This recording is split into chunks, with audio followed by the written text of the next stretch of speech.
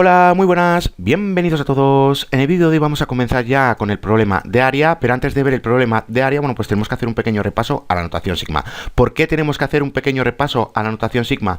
Bueno, pues porque ya vamos a ver que para obtener este tipo de áreas, bueno, pues necesitamos las integrales definidas. Ahora bien, para llegar a las integrales definidas, bueno, pues lo que vamos a hacer es primero obtener una aproximación de este área empleando la notación sigma, y una vez que empleemos la notación sigma para aproximarnos a este área, bueno, pues ya vamos a ver que nos va a llevar realmente a la definición de la integral definida. Ahora bien, ¿cuál es el área que tenemos que encontrar realmente? Bueno, pues nos dice lo siguiente, que tenemos que encontrar el área de una región acotada por el eje X y la gráfica de una función no negativa continua definida sobre un intervalo cerrado. Y nos dice que el área de esta región, bueno, pues que se denomina área bajo la gráfica de la función sobre el intervalo cerrado, y que el requerimiento de que la función sea no negativa sobre el intervalo cerrado, bueno, pues que significa que ninguna parte de esta gráfica sobre el intervalo cerrado, bueno, pues que está por debajo del eje X. Bueno, pues para verlo, aquí tenemos un ejemplo. Ya vemos que aquí tenemos una gráfica definida sobre este intervalo cerrado, y ya vemos que esta función es no negativa. ¿Por qué es no negativa? Bueno, pues porque ya vemos que no tenemos ningún valor funcional que sea negativo sobre este intervalo cerrado. Es por eso, bueno, pues que esta función es no negativa sobre este intervalo cerrado. Ahora ya vemos que este área está acotada bajo la gráfica de esta función y también sobre el eje X. Bueno, pues eso es lo que tenemos que encontrar. Tenemos que encontrar este área que se encuentra bajo la gráfica de esta curva, o de esta función, mejor dicho, y sobre el eje X. Y para ello, bueno, pues necesitamos realmente las integrales definidas. ¿Por qué son definidas? Bueno, pues porque estamos sobre un intervalo cerrado. Lo que tendremos que hacer es encontrar la integral de esta función, y una vez que encontramos la integral de esta función, bueno, pues con esa nueva función tenemos que evaluar estos dos valores para las X, y luego los tenemos que restar, y una vez que los restamos, bueno, pues encontramos el área que tenemos aquí. Ahora bien, ¿cómo llegamos nosotros realmente a la integral definida? Bueno, pues para ello lo que tenemos que encontrar primero es una aproximación de este área. ¿Y cómo nosotros encontramos una aproximación de este área? Bueno, pues lo que tenemos que hacer es dividir este intervalo que tenemos aquí cerrado. Bueno, pues lo tenemos que dividir para un número de rectángulos que tengan el mismo ancho. Bueno, pues imaginemos que tenemos aquí 5 rectángulos y que tienen el mismo ancho. Bueno, pues está mal dibujado, pero lo que digo que tienen que tener el mismo ancho. ¿Cómo llegamos a ello? Bueno, pues si aquí tenemos B y aquí tenemos A, si lo restamos, bueno, pues tenemos la distancia. Ahora, si queremos 5 rectángulos, bueno, pues simplemente la tenemos que dividir entre 5. ¿Qué obtenemos? Bueno, pues en este caso obtenemos 5 rectángulos que tienen el mismo ancho. Ahora bien, como tienen el mismo ancho, es decir, como ya tenemos la base, nos falta la altura. ¿Cómo obtenemos nosotros la altura? Bueno, pues aquí entra en juego estos valores funcionales. ¿Cómo obtenemos nosotros estos valores funcionales? Bueno, pues como tenemos estas X de aquí, simplemente evaluando la función, bueno, pues vamos a obtener estos valores funcionales. Una vez que obtenemos estos valores funcionales, como ya tenemos la altura y tenemos la base del rectángulo, bueno, pues simplemente realizando la correspondiente multiplicación y luego sumando todas las áreas, bueno, pues vamos a aproximar el área que tenemos aquí. Ahora bien, lo que no vamos a hacer es por cada rectángulo obtener su área y luego sumarlas. Bueno, pues para eso entra en juego la notación sigma. Con esta notación sigma, bueno, pues vamos a realizar todo, tanto la multiplicación como las sumas, y vamos a aproximar, como digo, este área que tenemos aquí. Y luego, bueno, pues más adelante veremos que realmente esta notación, esta aproximación de área, bueno, pues nos va a llevar a la definición de la integral definida. Bueno, pues como pequeño repaso, aquí tenemos la notación sigma. Recordad lo siguiente, que si tenemos este término que sea un número real que depende de un entero k, es decir, aquí tenemos este número real que ya vemos que depende de k, y este k, bueno, pues ya vemos que tiene que ser un entero. Bueno, pues si tenemos esta secuencia, la suma de esta secuencia, bueno, pues ya vemos que se denota con este símbolo de aquí. Es decir, que ya vemos que esta parte realmente es a sumar esta secuencia que tenemos aquí. Y recordar que k siempre va a representar un número entero. Bueno, pues como este símbolo es la letra griega mayúscula sigma, bueno, pues a este símbolo que tenemos aquí, a todo este símbolo, bueno, pues ya vemos que se denomina notación sigma, o lo que es lo mismo, notación de suma. Y ya vemos que la variable k, bueno, pues que se denomina índice de la suma. Así, esto que tenemos aquí, bueno, pues realmente es la suma de todos los números de la forma a sub k, cuando k asume los valores sucesivos, como los siguientes. Bueno, pues ya vemos que k es igual a 1, a 2, 3, etc. Bueno, pues ya vemos que tienen que ser números enteros. Bueno, pues, ¿qué podemos decir de esta notación? Aquí tenemos el valor inicial de k y aquí tenemos hasta donde llega. Imaginemos que aquí tenemos n es igual a 5. Bueno, pues ya vemos que esto es igual a lo siguiente, a sub 1. Una vez que hemos sustituido la k por 1, bueno, pues le sumamos el siguiente término. Ya vemos que aquí le tenemos que sumar una unidad. Ahora k es igual a 2. Bueno, pues continuamos y así hasta llegar a 5. Este nos marca cuando terminamos y este simplemente, bueno, pues nos está indicando desde dónde tenemos que empezar. Bueno, pues aquí tenemos esta suma de secuencia. Bueno, pues vamos a realizar unos ejercicios. Ya vemos lo siguiente, que la suma de los 10 primeros enteros pares es la siguiente. Bueno, pues para no representar esta secuencia que tenemos aquí, bueno, pues lo representamos de esta manera. Ya sabemos que para representar los números pares lo representamos con 2 por k, porque ya sabemos que cualquier número multiplicado por 2 siempre nos va a dar un número par. Aquí lo tenemos, empezamos con 1, bueno, pues 2 por 1 es igual a 2, aquí lo tenemos. Para el siguiente, bueno, pues tenemos 2 por 2 es igual a 4, aquí lo tenemos, y así sucesivamente. Bueno, pues como digo, ¿cómo representamos nosotros los números pares? Bueno, pues ya vemos que los representamos 2 por k. Bueno, pues como queremos sumar los 10 primeros enteros pares, bueno, pues lo representamos de esta manera. Comenzamos por el 1 y llegamos hasta el 10. Bueno, pues si vamos sustituyendo la k por 1, 2, 3, etc., bueno, pues ya vamos a ver que vamos a llegar a esta secuencia de aquí. Ahora bien, si queremos sumar los 10 primeros enteros positivos impares, bueno, pues ¿cómo representamos esta vez los números impares? Bueno, pues si los pares los representábamos por 2 por k, ¿cómo representamos los impares? 2 por k menos 1, porque ya sabemos que si le restamos 1 a este número par, siempre vamos a obtener un número impar. Y para que lo veáis, bueno, pues empezamos por 1, 2 por 1 es igual a 2, menos 1 es igual a 1. 2 por 2 es igual a 4, menos 1 es igual a 3. Bueno, pues aquí lo tenemos y si continuamos, bueno, pues aquí solo vamos a obtener números impares. Bueno, pues nuevamente esta secuencia, esta suma de secuencia que tenemos aquí, bueno, pues la representamos de esta manera. Comenzamos por el 1 y tenemos que llegar hasta el 10. Bueno, pues si vamos realizando la correspondiente sustitución y luego sumando todos los términos, vamos a llegar a esta suma de secuencia. Ahora bien, nos dice lo siguiente, que el índice de la suma no necesita empezar en el valor k es igual a 1. Por ejemplo, bueno, pues ya vemos que aquí k empieza por 3 y llegamos hasta 5. Bueno, pues ¿cuál es el primer término? Ya sabemos que es 2 elevado a 3 y así hasta llegar a 2 elevado a la 5. Bueno, pues no necesariamente tenemos que empezar por 1. Empezamos, bueno, pues por donde mejor nos convenga. Aquí empezamos por el 0. Bueno, pues ya vemos lo siguiente, ¿cuál es el primer término? Ya sabemos que es 2 elevado a 0 y así hasta llegar a 2 elevado a la 5.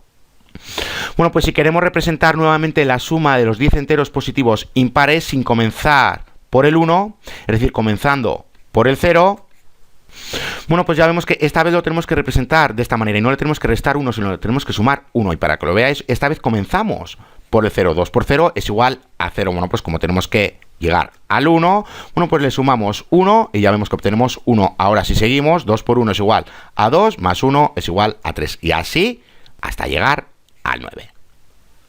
Bueno, pues ya vemos que necesariamente no tenemos que comenzar por k es igual a 1, pero sin embargo, bueno, pues nos dice lo siguiente, que un análisis general siempre se supone que el índice de la suma, bueno, pues que empieza por k es igual a 1. Esta suposición realmente responde más a razones de conveniencia que de necesidad.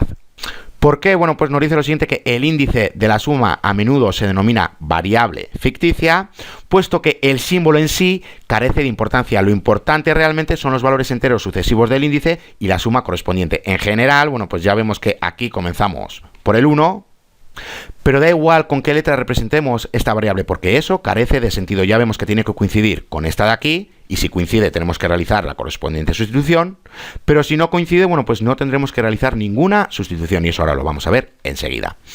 Bueno, pues ya vemos que realmente esta suma de aquí, esta notación sigma, bueno, pues que realmente es igual a esta, que es igual a esta y que es igual a esta. Comenzamos desde el 1 y llegamos hasta n. Bueno, pues para ver un ejemplo, ya vemos que aquí comenzamos por el 1, aquí llegamos hasta el 10 y ya vemos que la variable ficticia, bueno, pues la estamos representando con la letra k. Bueno, pues aquí lo tenemos como aquí aparece. Bueno, pues simplemente realizando la correspondiente sustitución ya sabemos que llegamos a esta secuencia de aquí. Lo mismo si esta vez la letra la representamos con i, coincide con esta, o si la representamos con j, con tal de que coincidan, bueno, pues ya vamos a ver que llegamos a la misma secuencia. Bueno, pues después de ver este repaso vamos a ver algunas propiedades que tenemos de la notación sigma y nos dice lo siguiente, que para enteros positivos m y n, bueno, pues ya vemos que tenemos estas igualdades. De aquí ya vemos que la parte de la izquierda es igual a la parte de la derecha. ¿Qué tenemos aquí en la parte de la izquierda? Bueno, pues ya vemos que aquí comenzamos desde el 1, llegamos hasta n, simplemente hay que sustituir esta acá por los correspondientes enteros hasta llegar a n y vamos a llegar a la suma. Ahora bien, ¿qué es lo que tenemos realmente? Bueno, pues ya vemos que tenemos una constante por a sub 1, para el siguiente término tenemos la misma constante por a sub 2 y así hasta llegar a c por a sub n. Bueno, pues ¿qué podemos decir de esta constante? Bueno, pues como se repite en cada término, eso significa que la podemos factorizar. Bueno, pues si la factorizamos tenemos esto de aquí y así hasta llegar a n. Bueno, pues realmente esto que tenemos aquí es lo que tenemos aquí. Aquí tenemos la secuencia que tenemos que sumar, es lo que tenemos entre paréntesis, y luego simplemente con multiplicarle por la constante llegamos al mismo resultado. Aquí que tenemos, bueno, pues aquí comenzamos nuevamente por el 1. Ya vemos que hay que sustituir estas k que tenemos aquí por los sucesivos enteros hasta llegar a n. Bueno, pues ya vemos que esto realmente lo podemos representar de esta manera. Es decir, que si tenemos, por ejemplo, a sub 1, y aquí tenemos b sub 1, ¿cuál es la siguiente suma? Bueno, pues tenemos a sub 2 más b sub 2, la siguiente a sub 3 más b sub 3, y así hasta llegar a n. Bueno, pues ya vemos que nosotros podemos unir los términos porque cambiar el orden de una suma, pues ya sabemos que no altera para nada el resultado. Bueno, pues eso es lo que tenemos aquí. Y por último, bueno, pues imaginad que aquí tenemos n es igual a 10. ¿Y qué nos está diciendo aquí realmente? Bueno, pues es lo mismo que hacer lo siguiente. Aquí tenemos n es igual a 5. Bueno, voy a poner 4, por ejemplo. Comenzamos por el 1. Más, ahora ya hemos llegado aquí hasta el 4. Bueno, pues tenemos que continuar porque tenemos que llegar hasta el 10. Y esto es un 10. Bueno, pues ahora comenzamos desde k es igual a 5, m más 1. Y ya sabemos que esta vez tenemos que llegar hasta el 10. Y esto no es una n, es una m. Bueno, pues aquí tenemos m, aquí tenemos n. Bueno, pues simplemente aquí llegamos hasta 4. Y luego si vamos a continuar sumando, bueno, pues tenemos que comenzar por m más 1 y llegar hasta nuestro objetivo. Bueno, pues ya vemos que realmente esta parte es igual a esta. Y por último, bueno, pues vamos a ver unas fórmulas de suma que tenemos especiales. Bueno, pues ya vemos que tenemos las siguientes. Ya vemos que esta parte es igual a esta.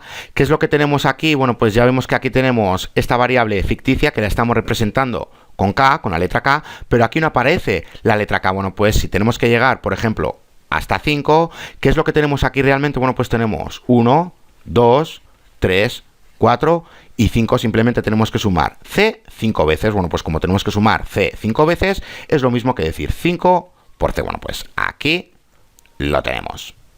Ya vemos que estas dos salen de esta de aquí. Ahora, ¿cómo obtenemos nosotros esta suma? Bueno, pues vamos a verlo rápidamente.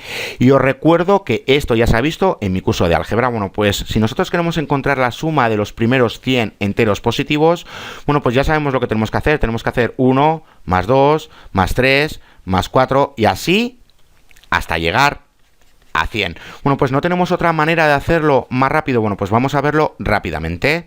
Nosotros tenemos esta primera secuencia que si la cambiamos de orden y comenzamos desde el 100, aquí es un 100, bueno, pues 100, 99, 98, ¿qué es lo que tenemos? Aquí tenemos esta suma que es igual a esta de aquí, simplemente se ha cambiado de orden. Ahora bien, y como digo, esto es un 0. Ahora bien, si nosotros sumamos cada columna, ¿qué obtenemos? Bueno, pues ya vemos que obtenemos 101. ¿Qué hemos obtenido? Bueno, pues ya vemos que hemos obtenido que tenemos que sumar 101 100 veces. Y eso es lo que tenemos aquí. Realmente estamos sumando 101 100 veces. Bueno, pues como estamos sumando 101 100 veces, bueno, pues ya sabemos que lo representamos de esta manera. Ahora bien, si os fijáis, hemos sumado cada columna. Ya vemos que aquí tenemos esta suma que es igual a esta otra. Si la sumamos, bueno, pues ya vemos que obtenemos esta suma de aquí. Ahora bien, aquí tenemos 2s. Bueno, pues si lo dividimos entre 2, bueno, pues realmente obtenemos esta suma de aquí. Bueno, pues eso es lo que tenemos aquí realmente. Voy rápido porque esto ya lo deberíais de saber. Y si no os acordáis, bueno, pues repasar mi curso de álgebra, que ahí se explica todo esto. Bueno, pues ya vemos que si nosotros queremos sumar los 100 primeros enteros positivos, bueno, pues ya sabemos que tenemos que multiplicar realmente 50 por 101 y vamos a obtener el resultado. Bueno, pues esto mismo representándolo en términos generales, aquí tenemos esta secuencia donde tenemos una diferencia común. ¿Qué significa eso de diferencia común? Bueno, pues si tenemos esta secuencia de aquí, 1, 3, 5, 7 y así sucesivamente, ¿cuál es la diferencia común? Bueno, pues ya vemos que tenemos 7 menos 5 es igual a 2, 5 menos 3 es igual a 2 y 3 menos 1 es igual a 2. Bueno, pues ya vemos que tenemos lo siguiente, que el primer término se representa de esta manera. Aquí lo tenemos. ¿Cómo representamos el segundo término? Bueno, pues ya sabemos que es a sub 1 más la diferencia, que tenemos 1 más 2 es igual a 3. ¿Cómo representamos a sub 3? Bueno, pues de esta manera, a sub 1 más 2d. Aquí lo tenemos, comenzamos de a sub 1 y le tenemos que sumar dos veces la distancia para llegar al tercer término. ¿Cómo llegamos a esto de aquí? Bueno, pues ya sabemos lo siguiente, que a sub 3 realmente lo representaríamos de esta manera, a sub 2 más d. Ahora bien, ¿cuánto vale a sub 2? Ya sabemos que vale esto de aquí, a sub 1 más d. Bueno, pues realizando la correspondiente sustitución tenemos a sub 1 más d más d. Bueno, pues ya vemos que tenemos lo siguiente, a sub 1, esto es una a sub 1 más 2d. Bueno, pues eso que tenemos aquí. Bueno, pues siguiendo la misma dinámica, bueno, pues aquí tenemos la primera suma y cambiándola de orden, comenzando de atrás hacia adelante, de ahí enfoque adelante hacia atrás, bueno, pues tenemos esta segunda suma. Bueno, pues si la sumamos, ya vemos que siempre se va a cancelar d. Bueno, pues ya vemos que siempre se cancela d y obtenemos esta suma de aquí, obtenemos este número de sumas que corresponde a n sumas de a sub 1 más a sub n. Y nuevamente, como estamos sumando estas dos sumas que son iguales, bueno, pues aquí obtenemos el doble de suma. Si queremos obtener solo una, bueno, pues simplemente tenemos que dividir entre 2 y llegamos al resultado. Nuevamente aquí me he equivocado, pero aquí tiene que haber un 2. Bueno, pues despejando para la suma, que es realmente lo que queremos, bueno, pues dividiendo entre 2 obtenemos el resultado. Bueno, pues llegamos a esta fórmula de aquí, esta de aquí. Y a partir de aquí, bueno, pues podemos obtener estas. Bueno, pues sabiendo esto, vamos a realizar unos ejercicios y voy a poner esta pantalla para que la tengáis de referencia. Bueno, pues vamos a realizar un ejercicio. Como digo, tenemos que encontrar el valor numérico de esta notación sigma. Bueno, pues ¿qué es lo que tenemos que hacer? Bueno, pues como aquí tenemos k más 5 y todo ello está elevado a 2, bueno, pues ya sabemos que tenemos que expandir este binomio. Al expandirlo, bueno, pues obtenemos esto de aquí. ¿Qué es lo que tenemos? Bueno, pues ya vemos que aquí tenemos una suma. Recordar que tenemos esta parte de aquí. Ya sabemos que esta parte es igual a esta otra. Bueno, pues ya sabemos que esta parte realmente es igual a esta de aquí. Ahora bien, aquí tenemos k sub 2, aquí tenemos k y aquí tenemos una constante. ¿Qué es lo que acabamos de ver? Bueno, pues recordar que lo tenemos aquí. Aquí tenemos la constante, aquí tenemos ak y aquí tenemos ak sub 2. Bueno, pues simplemente tenemos que usar estas fórmulas de aquí para darle solución. Bueno, pues comenzamos. Aquí tenemos ak sub 2, ya sabemos que tenemos que emplear esta fórmula de aquí.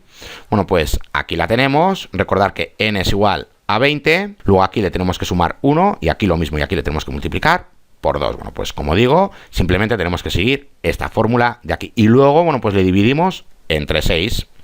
Aquí tenemos una constante multiplicada por k. Bueno, pues recordar que es esto que tenemos aquí y no lo tenemos aquí, lo tengo más atrás. Bueno, pues aquí lo tenemos, ya vemos que aquí tenemos una constante por k.